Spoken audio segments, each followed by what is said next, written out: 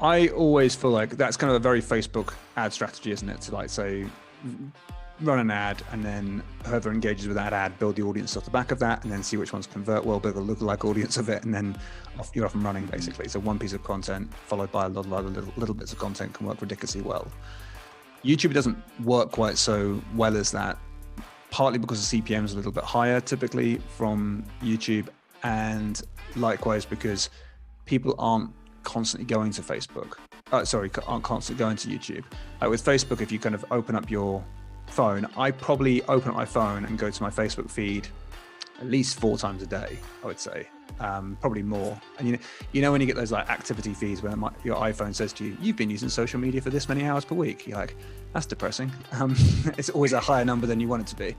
And it's weird how often we go to Facebook just to kind of check in and see what's going on. And retargeting can work really well because of that, because you're always going back and it's another refreshed viewpoint and you can kind of see the ad again.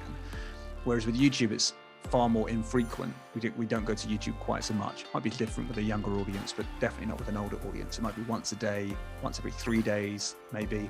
And so your remarketing activity doesn't tend to work quite so well because it's more costly and you don't get as many touch points in front of that customer.